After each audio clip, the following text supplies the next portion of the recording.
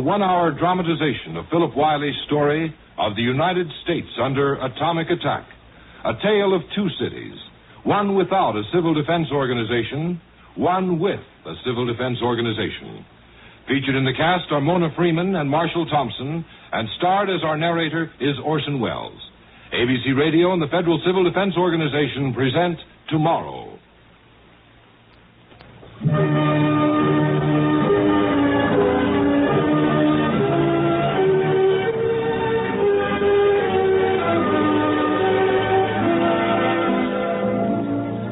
This is Orson Welles. Boast not thyself of tomorrow, for thou knowest not what a day might bring forth. The Federal Civil Defense Administration is proud to present Orson Welles, Mona Freeman, and Marshall Thompson, starring in Tomorrow, a full one-hour radio drama transcribed about the shape of things that could come to America.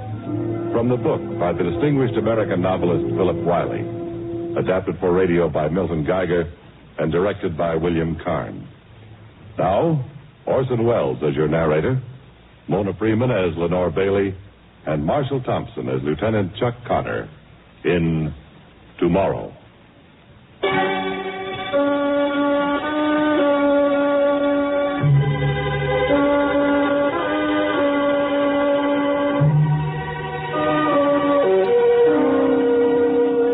Odd, but only one man saw it come, actually saw it. Coley Borden saw it. He stood watching it cannonade down the twilight sky to target zero and to end an entire era in human history. There's no memorial over Coley Borden's last resting place. His grave is our atmosphere, where in one split instant his molecules joined the envelope of gases that surround the Earth. Perhaps this record of the event written on the air, his molecules now inhabit, shall be his epitaph. So be it. Ave Coley Borden. Hail and amen.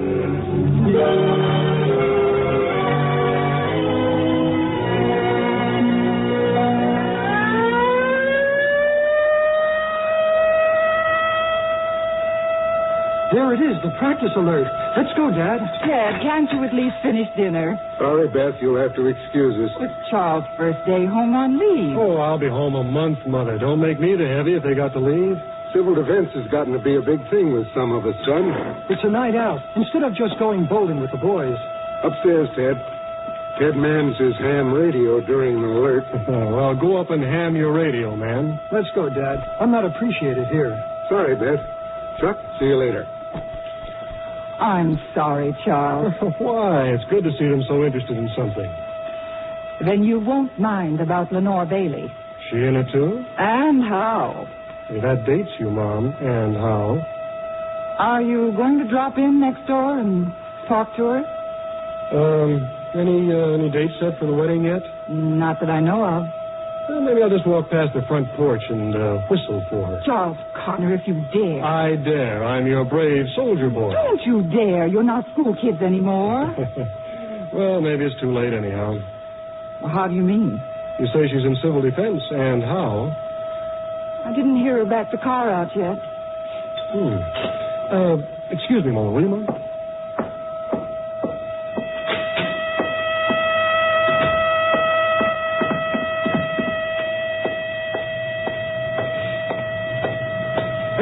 Learn to back up.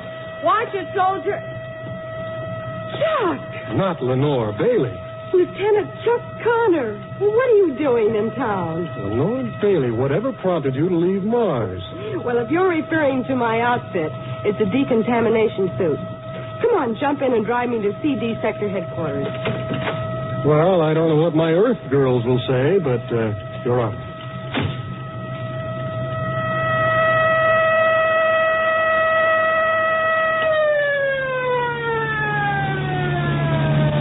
Anybody else in that decontamination suit would look unbecoming, but on you it looks awful.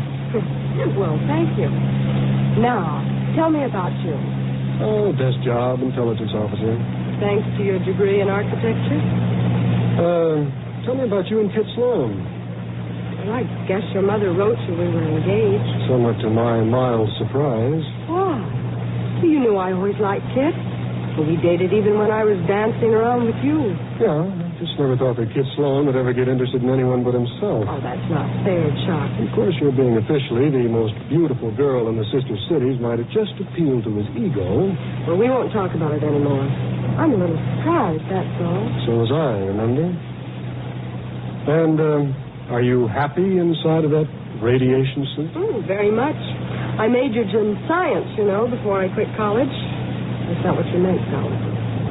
Lenore Bailey, girl Geigerman. You know what I meant. Oh, here's the high school. Sector headquarters.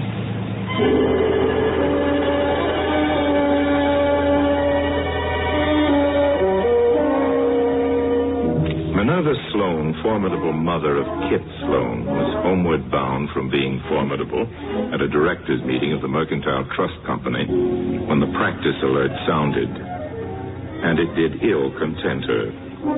On downtown Central Avenue, traffic was stopped solid, 6 cars abreast. Cars had stopped, doors had popped open, and people had scurried obediently to the vaulted entries of great skyscrapers and other shelter areas, all except Minerva Sloan.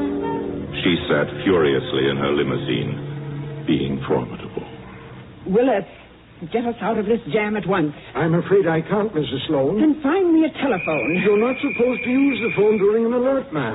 Are you in league with these doddering adult infants at play? No, ma'am, Mrs. Sloan. Then find a place for the telephone.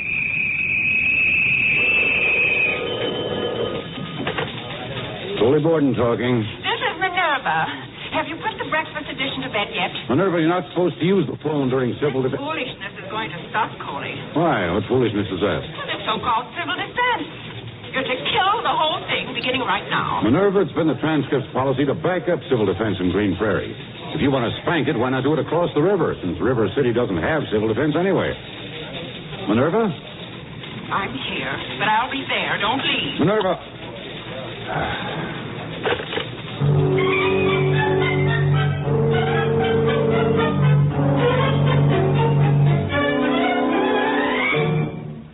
'I'm a busy woman, Coley. And when I want to get home after a hard day, I want to relax with my guests and on time. But just suppose... 2 of the biggest cities in the Midwest tied up for 2 hours. And River City an innocent bystander at that. At the evening rush hour of all time. At the evening rush hours is when a bomb is most likely to happen. Coley, do you know what I think? I think civil defense is communist-inspired. Oh, Minerva, for heaven's sake. Terrorize people about a bomb attack while they're completely diverted and weakened in their effort to wipe out dangerous radicals right here at home. Now, wait a minute, Minerva. Isn't it the other way around? If you were an enemy, wouldn't you rather see us neglect our atomic defense? You bet you would. Because in a few years, you'd be in a position to say to us, okay, bums, you've had it. We've got weapons you haven't got any answers for. So now you sit still while we give all the orders. Coley, how is your sweet wife since the accident?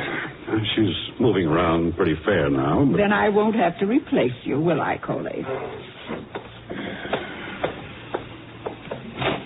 I'm sorry you have to stay late. But make it strong, Coley. Bye-bye.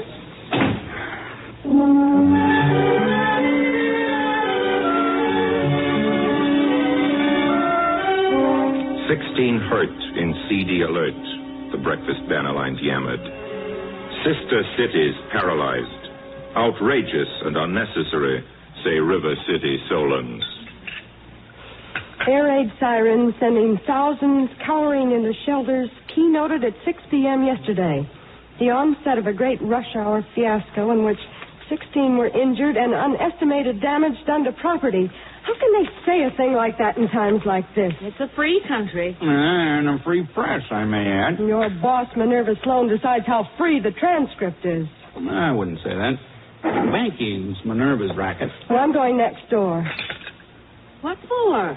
Well, Henry Connor went to college with Coley Borden. Maybe he can talk to Mr. Borden about civil defense. Won't do a bit of good, baby. I'd rather you didn't see Chuck Connor, Lenore. Oh, don't worry about Chuck, Mother. He understands about me and Kit. Well, he's got to admit Kid Sloan's one... Don't start anything now, Bruce. He's not starting anything, Mother. What do you mean, don't start anything? What are you getting worked up about? Look, I'm marrying Kit Sloan because I want to. I get that perfectly straight. And not to just bail the Bailey family out of any difficulties it's in. So there's nothing that Father can say that will change my mind about Kit. He can't start anything. I'm going next door to talk to Mr. Connor. You, shouldn't have told her about me, Netta. All I said to Lenore was that marrying Kit Sloan would help out her old man an awful lot. Did you say anything about the bank at all? No, I told you. I said you were in a little financial difficulty. A little. $5,000, that's all. Oh, how did I know old John Jessup would be back to his deposit box before the first of the year? If Minerva hadn't made up the shortage, you know where I'd be, don't you? I know where you'd be if Minerva's boy wasn't marrying Lenore. So don't start anything with Lenore. It's a dirty trick on her. She's making the best match in Green Prairie. You heard her. She loves Kit. She wants to marry him. She isn't doing it for you at all. Dirty, lousy, low-down trick. You can say that. After all the trouble me and Minerva went through to settle this thing. Minerva and you.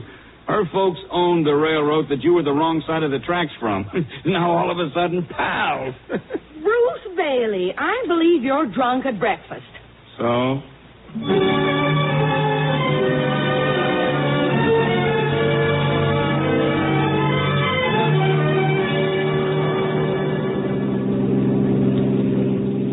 Oh, stop here, Kit. Just a turn around the block, huh? I'm expected at the meeting, Kit. I'll be late. Oh, look, I hardly get to talk to my fiancée. Why do you have to go to this meeting? Ask your mother. It's a protest meeting over the story in the transcript this morning. I'll be rough on Mother. She likes you. Why? She admires a fighter. Thinks you'll be wonderful for me. I'm 33, I'm getting on. I never told you the catechism she put me through when I said I was interested in you. Oh? Grandparents long lived, how many children, state number of male heirs, how many living, etc., etc. All mothers determined to keep the Sloan line alive. Does she reckon on the even chance it'd be a girl? She reckons on your persistence. I'm not sure I like that. I'm not always sure you like me. I'm a little upset over that news article today. And not because Chuck Connor is home on leave, the lad next door. No, not at all. What does he do in uniform? Intelligence. Desk job. He was too young for service in the war. Perhaps he'd have won a pound of medals just like you. Do I talk about it? Oh, I'm sorry, Kit. Forgive me. Sure. See you for dinner tomorrow night? 6 o'clock. Okay, it's a deal. Oh, stop here, Kit. This is it.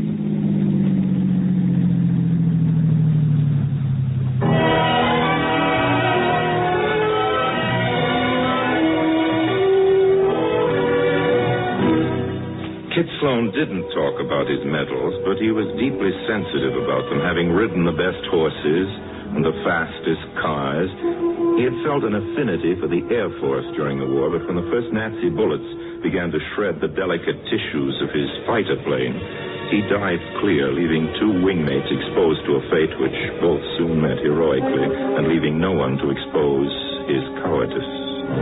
Happily for him, his group was assigned to the interception of buzz bombs. Buzz bombs were dangerous, but they didn't shoot back at a man with personal malice. If you had the correct reflexes, as Kit Sloan did, you survived.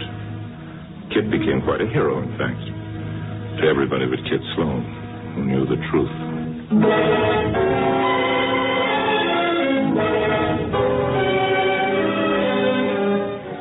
At the Civil Defense meeting in Henry Connor's sector, it was moved, seconded, and passed that Henry Connor, who knew Coley Borden closely, talked to Coley Borden about that damaging story in the transcript, just in case Coley wasn't entirely under the iron thumb of Minerva Sloan. And I'm worried, Coley. No turnout at all at the protest meeting. People are quitting civil defense. I'm sorry it disturbs you, Hank. It disturbed me because I begin to doubt myself and what I'm doing. I wonder, are we wrong? Should we bother to go on? And am I personally doing anything worthwhile? Are we, Coley? Am I? Don't ask me, Hank. I am asking you. Are we making sense with this CD thing? I've got to know, Coley. I'd hate to look foolish. You're asking me, Hank. If I were you, I'd let hell freeze over before I'd quit. Why? Because people like you are the only life insurance left to this country, that's why. The other gilt-edged policies have all run out. First the friendship of the other great powers, then our lead on the bomb. Gone. Well, say just that in the transcript. I can't. Well...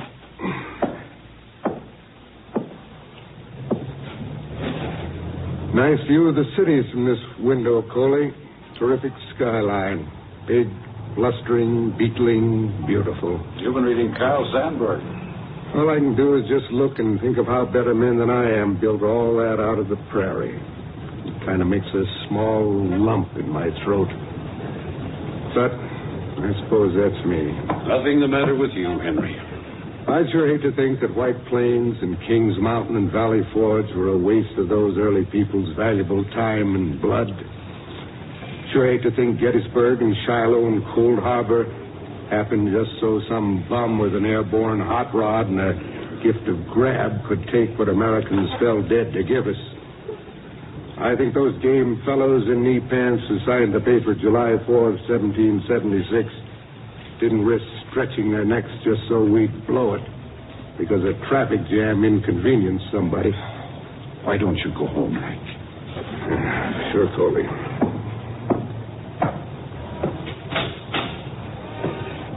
It's a beautiful view from your window. I hope it stays.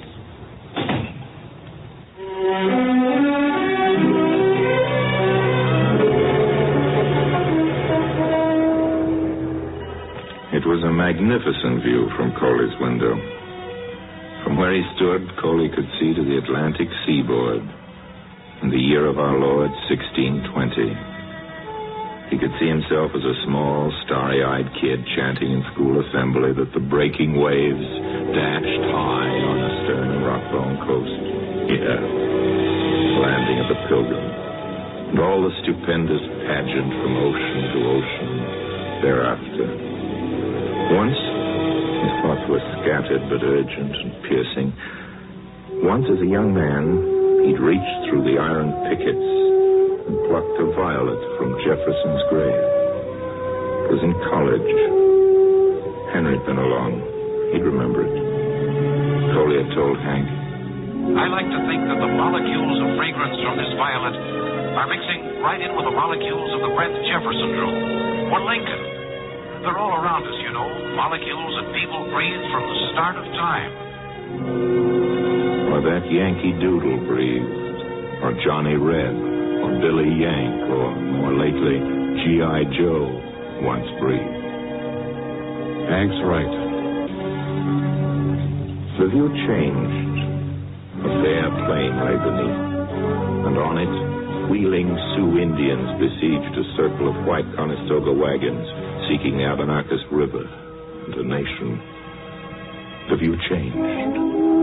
Now frontier Fort Abenakis lay below, and a delicate double beating of blue would be where the 9th United States Cavalry sorted to hold a precarious foothold in the plains where the two cities would rise. Sorted, in fact, all the way to Belleau Wood, the bulge and the outposts of the world, holding the nation. With some view. Coley Borden went back to his desk and sat down. Pretty soon, he began typing.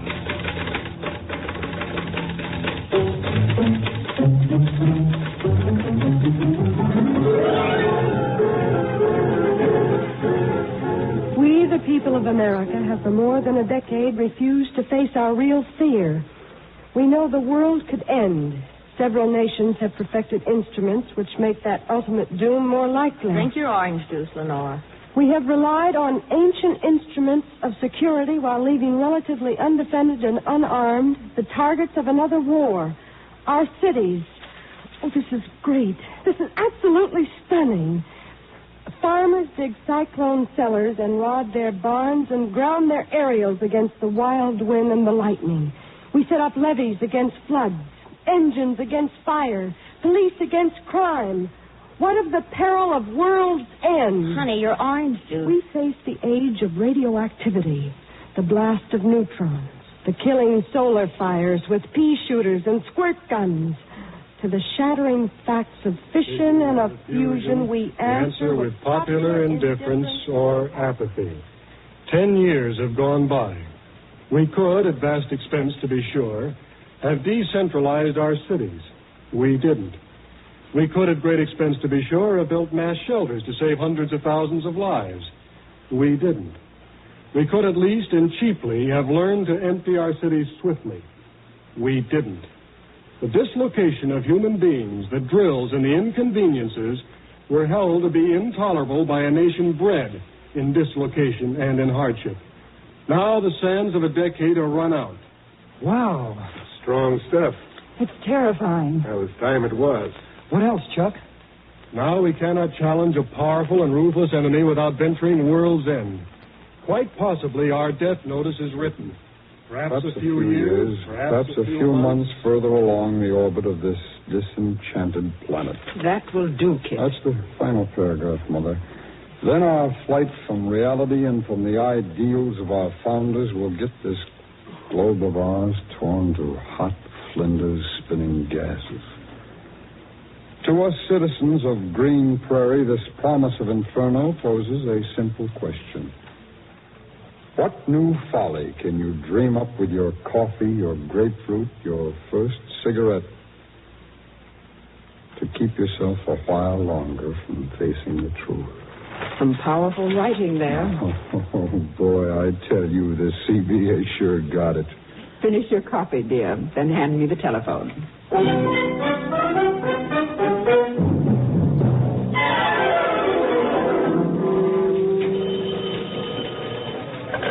Coley Borden talking. Coley, darling. Minerva, how are you this morning? You're fired. Minerva! Hello!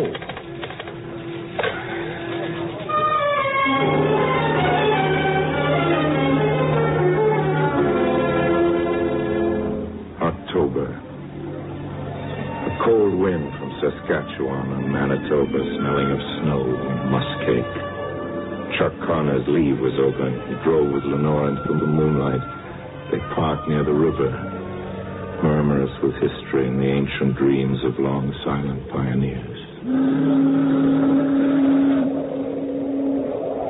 Remember how we used to park here after our high school dances? Yeah. It seemed like the place to talk to you, Chuck.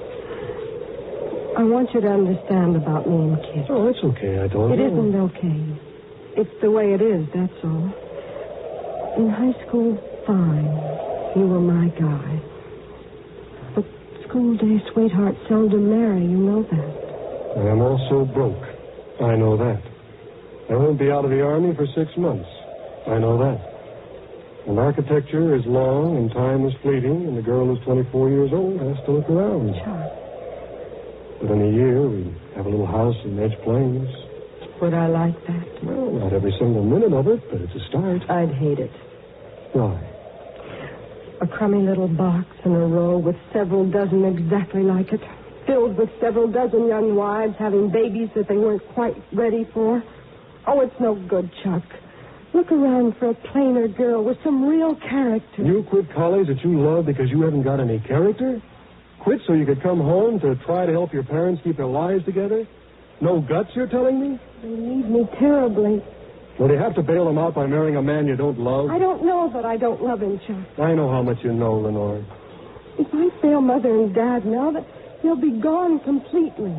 Drinking too much, fighting and insulting each other wretchedly, and insulting the life they gave me. I can't stand that, Chuck. It's sordid, yes. But maybe I can save something out of it for them. I don't know, Chuck. I'm their only chance. You and Kit Sloan. Why do we have to live and compromise all of our lives? For God, for country, and for Yale, I guess. Oh, Chuck, please don't talk like that. Shine on, harvest moon. Chuck, I might not see you again for... Would you like to kiss me goodbye? I'd be scared to. Yes. All right, take me home.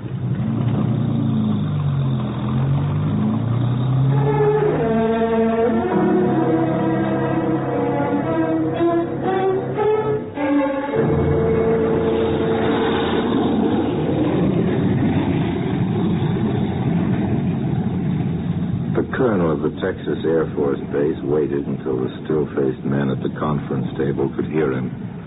Assistant Intelligence Officer Charles Connor was at the table in the absence of Major Pryor. As you all know, contrails have been spotted for years over Alaska and Canada. We've known for a long time that the enemy has reconnoitered our northern defense perimeter. Lately, photographic evidence places them over the United States. Have there been any contacts, sir? None of our interceptors has ever gotten up fast enough for a good look. I have in this briefcase, gentlemen, secret orders for a new friend or foe recognition pattern. Using that, we're to keep our eyes open, photograph everything we see, and when and if you can overtake it, fire on it.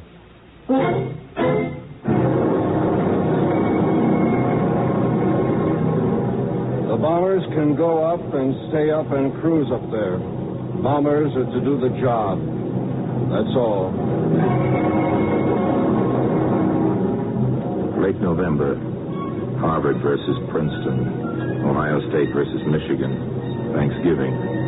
On the calendar, late November.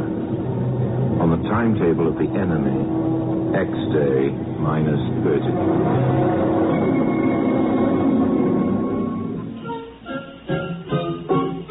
It was a beautiful, priceless morning. Chuck was home again, home for Christmas. The knowledge of Chuck's nearness next door and his irredeemable fondness once she gave Kit Sloan a date for the wedding brought a surge of decision and desperation upon Lenore Bailey. On that cut crystal last Saturday morning before Christmas, she faced her weak, scheming mother and her weak, negligible father whom she loved, and told them.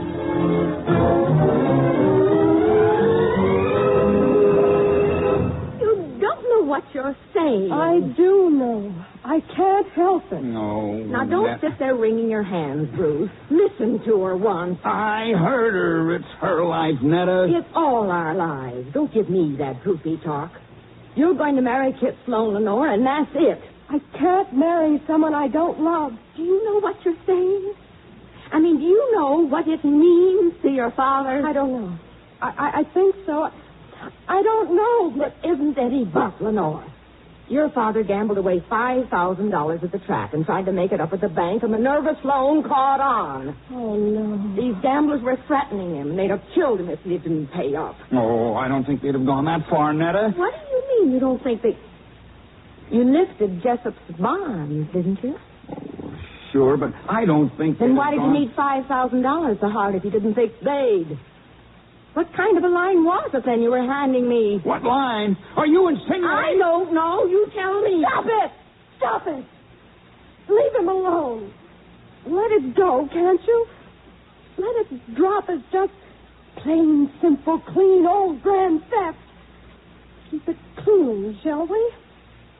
Look, Lenore, I know Minerva Sloan now. Minerva feels even an unsuccessful marriage would be good for Kit, if you know what I mean. Get him on his ways. Get him started on his responsibilities. Then, if it isn't working out, break it up. For years, Minerva's been hoping and praying Kit would get interested in someone to marry him, and you were it. Maybe you don't understand, Mother. $5,000. Otherwise, it's 5 years for your dad. More. All right. I set the date. Nobody else. When I'm ready and not before. Is that clear?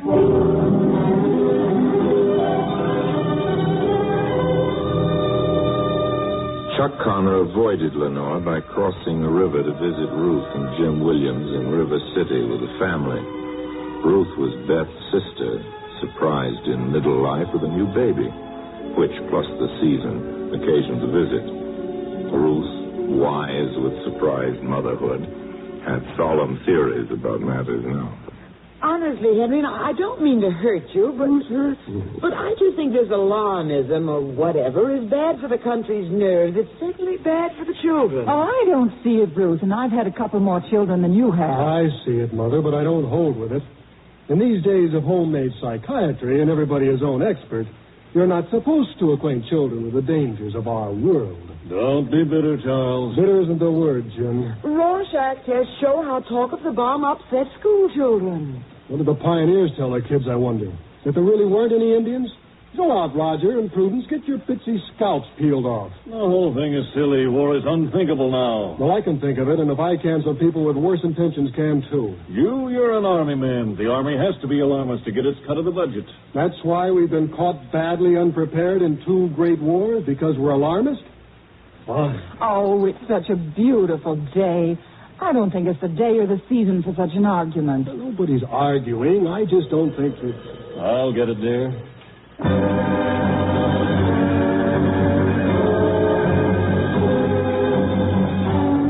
It was for Henry. He took it in the bedroom. Hello? Henry, where the devil you been? I've been here. You found me, didn't you? I've been trying for a half hour. This is ED headquarters. There's a condition yellow.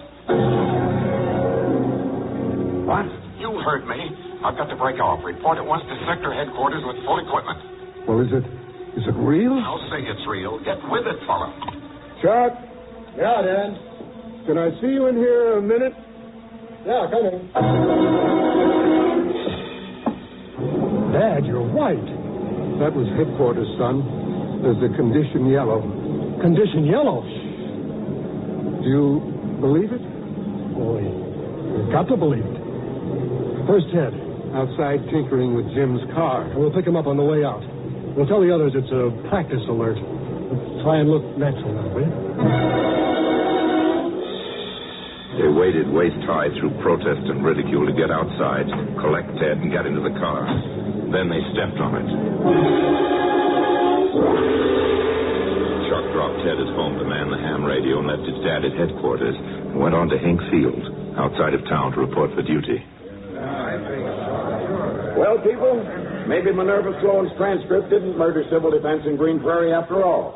It's a fine turnout. Give Coley Borden some credit. Well, it's a fine turnout and a good thing, too, because this is definitely it. The Northern Defense Perimeter reports a large flight of long-range bombers somewhere over Canada at 600 miles per hour or better. Figure it out for yourselves. And thank God we're only a Class 2 target area. Man your post. Get cracking.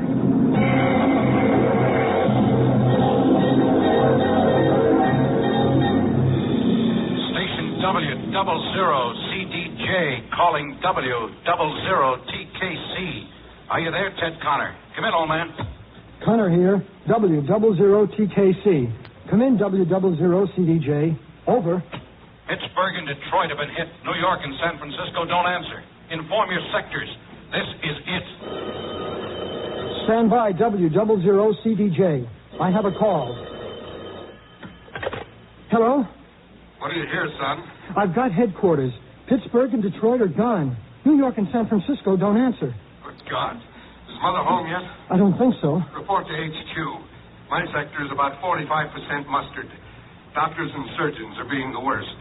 We hope they're following the plan and leaving town, but we're not hearing about it. You got it? Got it. Why don't they let go with the sirens? Well, that'd be condition red. Enemy planes actually headed for us. This is a yellow.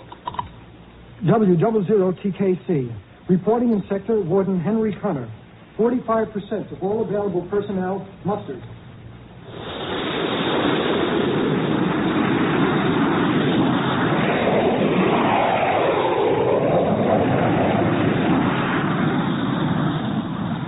Six jet fighters were taking off from Hink Field when Chuck Connor showed his pass and was passed into operations. It was very still in operations. The field staff looked silently at the big map with the little flags on it. The civilian was Harvey Garrett, Civil Defense Director for Green Prairie. General Boyce spoke. Gentlemen, now appears that a smaller assault wave is approaching from the south. Note that it seems to have broken into 3 parts. Nothing is yet coming our way. Thank God for that. So far, Mr. Garrett. General Boyce, the scarlet flags on San Francisco, Detroit, New York, and Pittsburgh, what do they signify, sir? H-bombs. Some of the attacks were made and will be made by guided missiles launched from the air and homing on the cities. Now, their range exceeds our radar range of 200 miles, which would allow us a condition red for only a matter of minutes. Something for the civil authority to think very hard about, Mr. Garrett. Our downtown area is jammed with shoppers. A condition red would sign the death warrant of thousands. Sound the siren and they panic. It's up to you, Mr. Garrett. We'll wait. The room was still again. All eyes were on the map and on Lipton at the communications board. Silence. Not a sound. The last of the fighters had departed, some never to return. Over the entire continent, the sky was peopled by young Americans and their dying enemy. After the first half hour, the young Americans, the sophomore college fullbacks, the Merrills, the hot pilots, the forlorn hopes, didn't bother to fire their rockets. When they saw a red star, they dived and they died, knowing that they'd struck at a target which no man could afford to miss.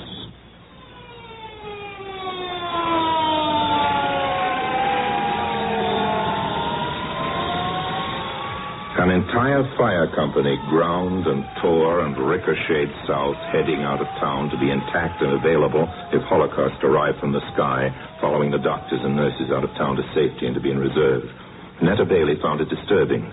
Additionally disturbing, on top of having Lenore back from the beauty shop, where headquarters had finally reached her with a cryptic message about yellow goods, which had sent her flying home.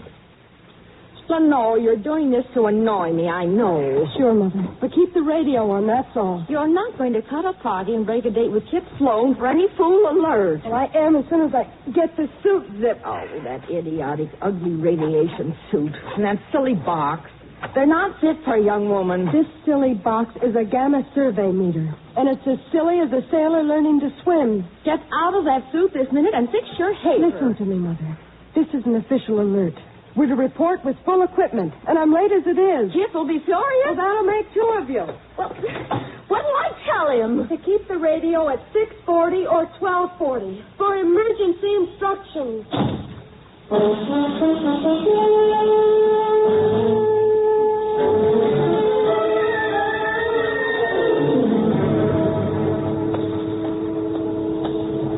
Mr. Bailey. Good morning, Minerva. What's the matter with everybody? All the tellers look bilious. Is this a bank or a clinic?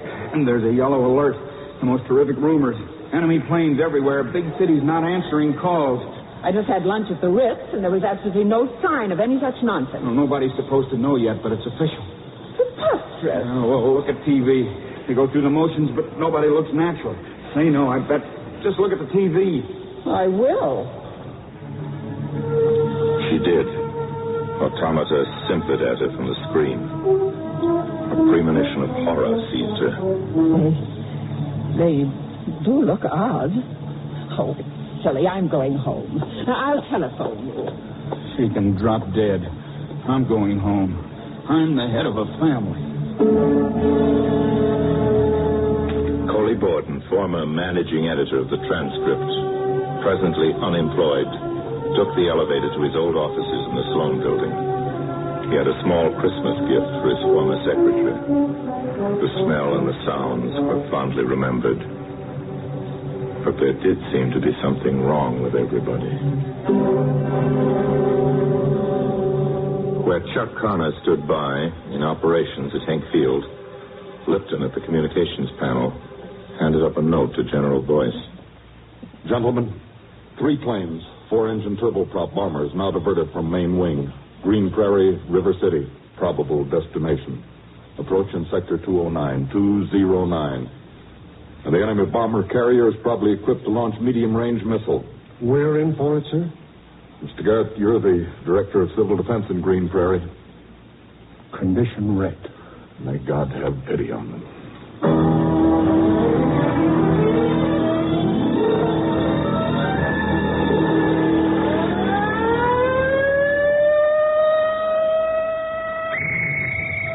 Take cover!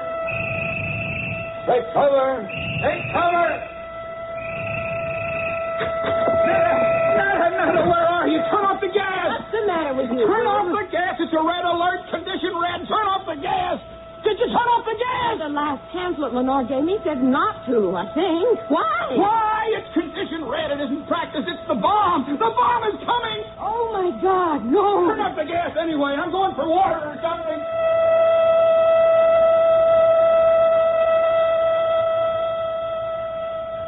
In River City, where there wasn't any civil defense, Jim and Ruth Williams barely heard the sirens from across the river.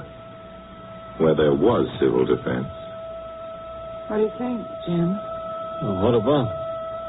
There wasn't anything in the paper about a practice alert. You see anything? Turn on the radio, huh? Let's see, 6:40 or 12:40, wasn't it? Maybe I should get the baby. I know she's sleeping, but Chuck seems so sold on the possibility. Chuck, he's Army, dear. They've got to be sold. And I repeat, this is Conrad. This is not a practice, not a drill. A condition of confidential alert. There it was. Incredible and shattering. Conrad, the emergency broadcasting system, with the authenticity of an organized nightmare, was saying evenly that the atom was on the way, homing on Green Prairie and River City. Dear Father in heaven. And what would the founding fathers say? What, O Lord, against the fury of the sun and the cosmic technology of the ruthless and the despot, availeth us the Kentucky rifle, the musket? What availeth that declaration which we fashioned on July 4th, 1776 in Congress assembled? What availeth it the sword against the lightning? Baby. Baby! I don't believe it.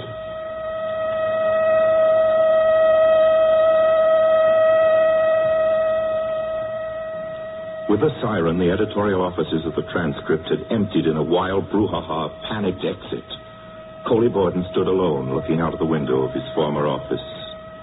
Bemused, he looked down at the ants in the street in an anthill upheaval.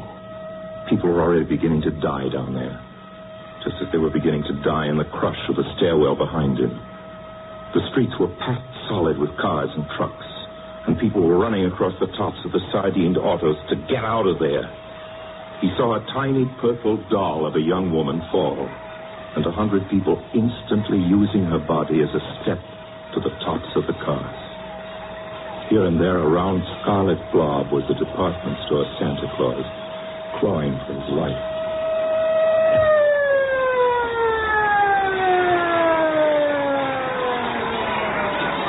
The siren moaned to stillness, but there was no peace. From the street came a continuous shriek of thousands of men, women, children, slowly dying, slowly being broken to bits. The fused, clotting outcries of many agonies rising as one hideous cry. Coley Borden closed his eyes. It was no good closing his ears. He opened his eyes again and saw it.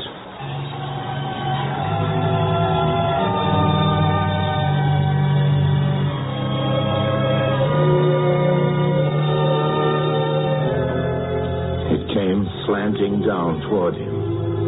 The long, slim, steely, monstrous dart cannonading down the sky to target zero. There it is.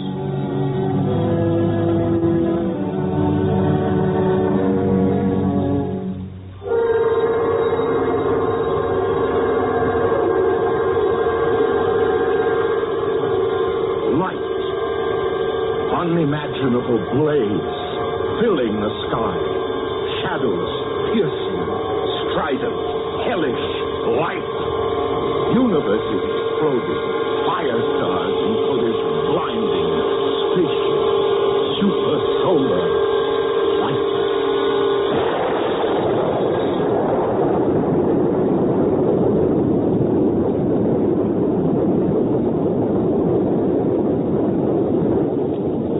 Gordon vanished. A gas, an incandescence, with a universal incandescence that melted the skyscrapers, dissolved their steel bones, plummeted their stone carcasses into the buckling streets. Miraculously emptied now of its frenzied crowds. Beyond the land was in convulsion, surging with heat and twisting avalanches of blast.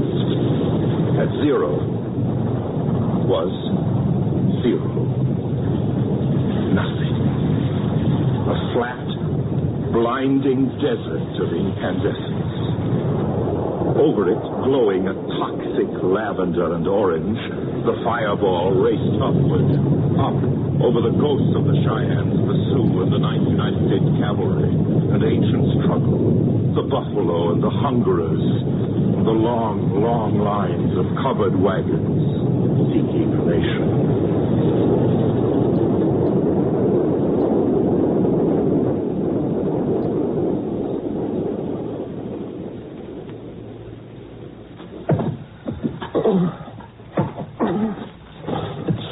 Henry Connor, at wrecked sector headquarters in the outskirts of town, got up groggily.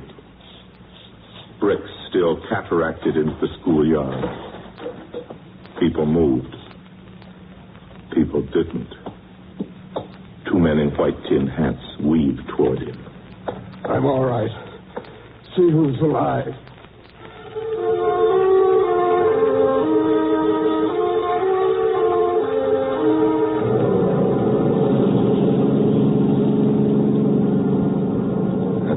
Hint of danger, Kit Sloan had circumspectly tooled his sports car into the country and opened her up. The city was far behind him when the light seared the sky.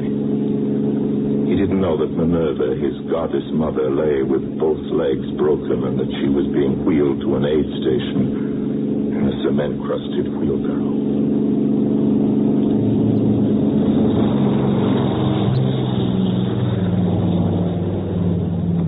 Astonishingly, Civil Air Patrol already had planes in the air, assessing the damage, directing the rescue. Astonishingly, things lived, thought, acted. Incredible.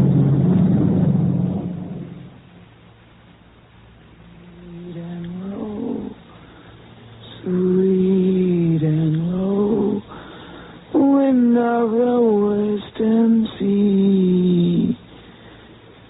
The blast wave had caught Ruth Williams at a window. She was almost unhurt. The new baby caught a pound of glass in its back and was a tatter in Ruth's arms. Jim was out looking aimlessly for a doctor and soaking up radiation that would make Ruth a quietly crazed widow in 2 weeks.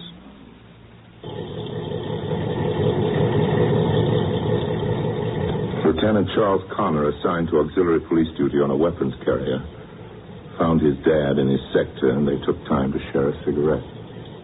Last I heard, the District of Columbia was just a white-hot saucer. What about... the president is dead. Yeah. Most of his cabinet, most of Congress. We were lucky. Los Angeles County, a bowl of hot gravel. Nothing. We'll be looking at old movies for a long time. He shot a couple of looters. Poor guys. Probably out of their heads. Lenore's dad was one of them. Bruce? Oh. I didn't know until after. It was almost as though he wanted to be shot.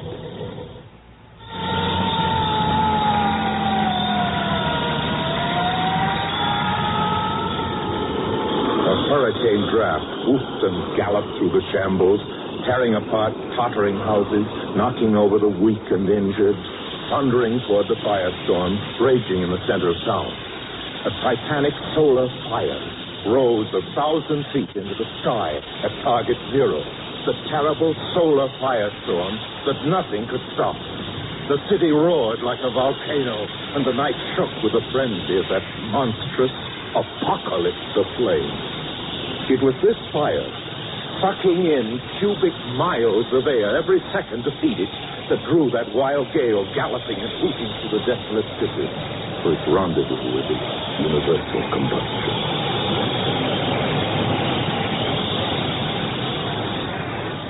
The wild wind plunged toward the fire to its destruction. The wild mob plunged away from it. For here it was. Here was the gigantic panic, uncontrolled, hideous, that the experts were sure could never happen.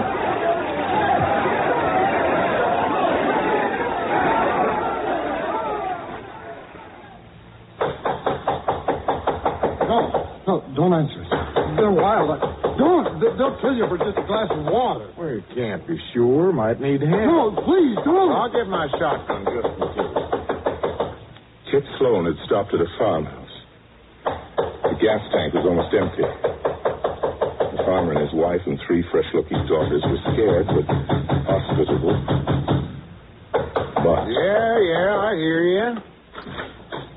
What may I be doing for you, friend? I told you. Come on, boys. Help yourself. Oh, no, wait. Look, you men move on. This is a private home.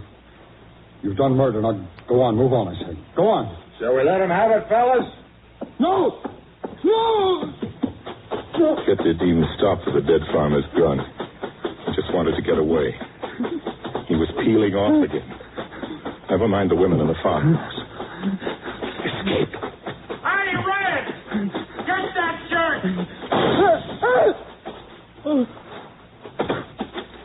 Flame had squirted once from a truck parked darkly on the highway. And once was enough.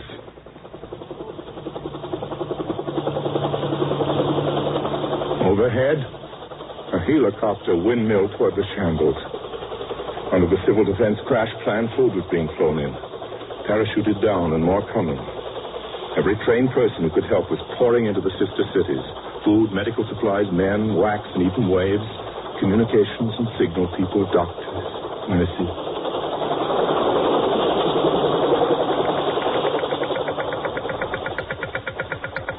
The Mars man, bizarre in a yellow radiation-safe suit, was an Earth girl named Lenore Bailey. Weighted down with instruments that clicked or that waved, needled wildly. She moved in ahead of men who were cautious only because they wanted to live long enough to find their friends and neighbors, dead or alive.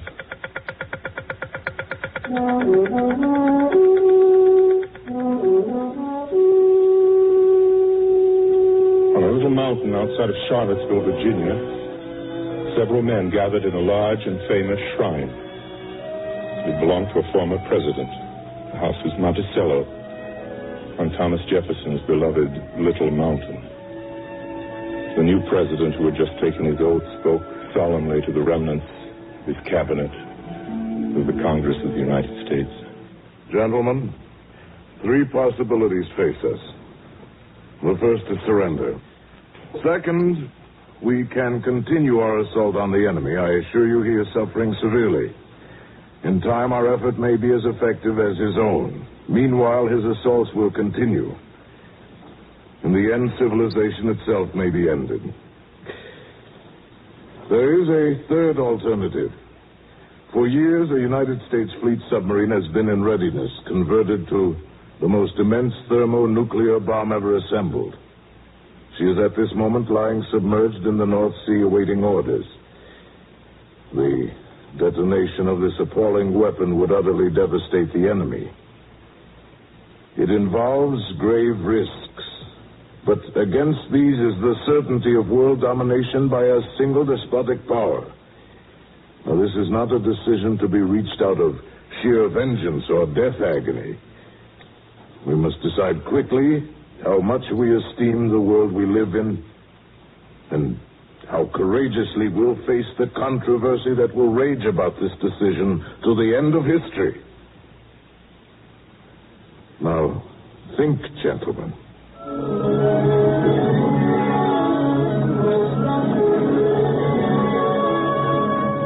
They could have seen it from the planets. If there were eyes on Mars, they could have seen it without aid. In a split second, the Gulf of Finland evaporated. The dust and the debris of the enemy was flung to the Urals and beyond.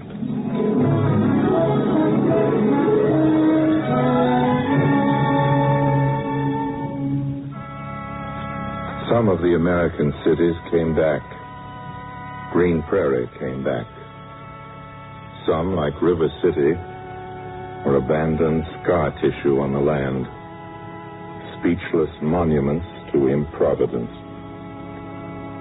They say half of the dead might have lived. They say half of the terribly maimed and burned might have been unscathed. They were told. They didn't listen. Sleep, my pretty one.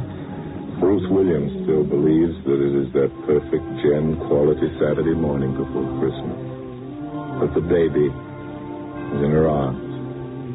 And the Jim has just stepped out for a few cans of cold beer. And will presently be back. Tad is thinking of entering medical school. Wonder should he get married, though. Lenore already is married. Mrs. Charles Connor faces the aftermath of Armageddon, like the women who came to the River Abenakis in covered wagons. Dr. Lister says that a quarter of the babies by raid mothers don't quite make the grade. I'm afraid I caught some of the irradiation, Chuck. Yeah. Well, 75% is passing. Sure.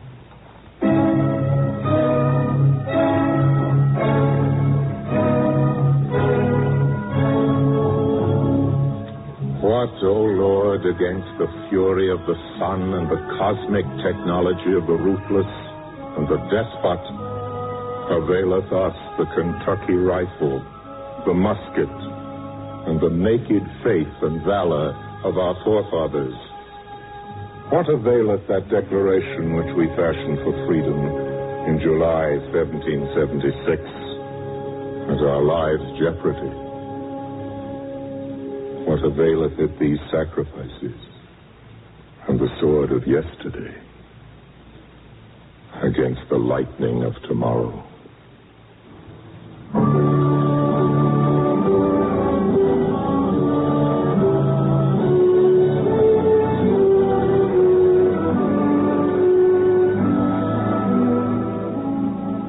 The Federal Civil Defense Administration is grateful to Orson Welles, Mona Freeman, and Marshall Thompson for contributing their services to this transcribed program. It also wishes to thank Philip Wylie for permission to dramatize his novel, Tomorrow, which was published in the hardback edition by Reinhardt and Company and in the softback edition by Popular Library. The radio adaptation was by Milton Geiger. Our director was William Carn. Original music was composed and conducted by Albert Harris. Cornwell Jackson produced. Your announcer, James Wallington.